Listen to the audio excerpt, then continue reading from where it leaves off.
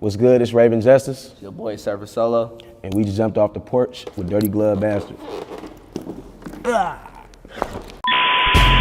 Ooh, girl, thought I told you, you gon' fall in love with me. You in the night, know these hoes fuck with me. All right, y'all, so we have one of the most talented with us off the porch today. We got Rayven Justice. What's good? What's good? What's good? And you also have a special talent with you. Oh yeah, right this is next my to artist, you. my brother, Surfin Solo in this thing. You feel me?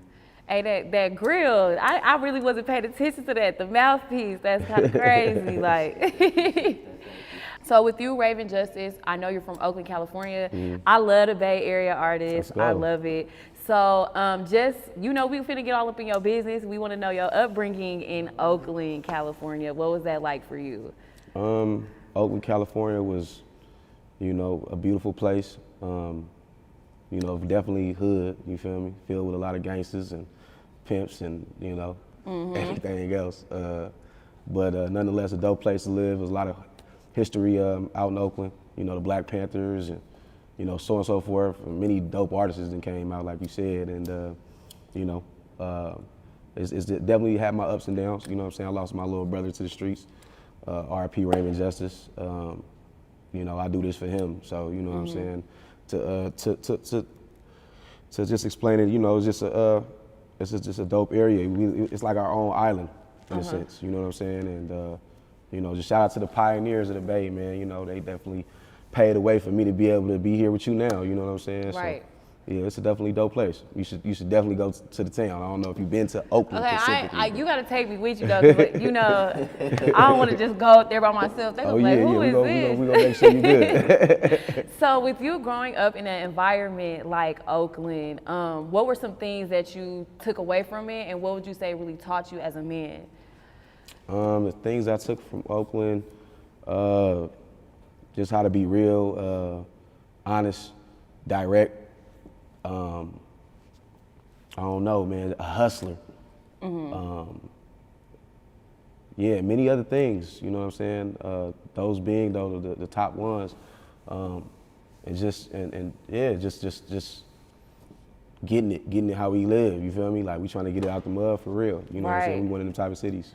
What would you say, like just growing up there, as far as mentally, how would you say growing up in a tough environment can affect you mentally?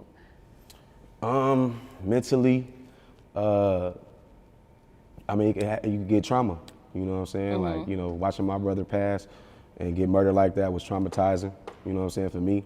I probably could use a counselor, you know what I'm saying? But, you know, as black folks, we feel like, you know, that ain't the route that we should take in the sense of that, because it's like, how do you know, explain that to somebody that's not living the life you living, you know what I'm saying? But, yeah, you know, it could be definitely traumatizing living in an environment like that, and hard to make it out, you know what I'm saying? It's hard to see inspiration that way, you get what I mean? And that's what I always wanted to be for my city, you know what I'm saying? Just inspiration, just to let everybody know, shit, just work hard, you can get here, you know what I'm saying? So, yeah. And I'm so curious, because, you know, we hear a lot about the rap scene in Oakland, but not really the R&B scene. Right. So, with you pursuing R&B coming from Oakland, what exactly did your grind look like? My grind is really the same, you know what I'm saying? As I started off rapping for real. So, when I understood that, you know, I just applied the same game to the R&B thing, you know what I mean? And I feel like that's what helped me, I feel, you know what I'm saying, as far as breaking me from my city is, you know, the influence from the rap. You know what I mean? A lot of R&B singers, I feel like they don't have both the massive, you know, the street smarts of, you know what I'm saying, the city that, you know, I'm from, and just that rap side of things, the hip hop element of my music is there from the sound of the rap. You know what I'm saying? So it's a mixture. It's a good mixture of both R&B and hip hop. You know what I mean? With a Bay twist though. You feel me? No, you hard, like you definitely hard. I had to go back through your catalog. Now, 9 years ago, I kind of went back to like 9 years ago, 5 years ago, like your past years, and your views on YouTube were absolutely crazy. Like, yeah, I was like, what the hell? So I guess I'm really curious to know when exactly you picked up your buzz throughout the city and just even outside of that. It's hard to say, you know what I mean? It's hard to say because I've been doing it so long now. I remember vividly, like, when I first started doing this shit, like, I had made a song called Settle for Less. And it was like my first R&B, well, no, I gotta take it back to that, you know what I'm saying? It was a song called Green Light I did with my brother Rayven. And when we did this song, like, this was my first song really, like, feeling, like, finding myself in with my voice, I feel, right?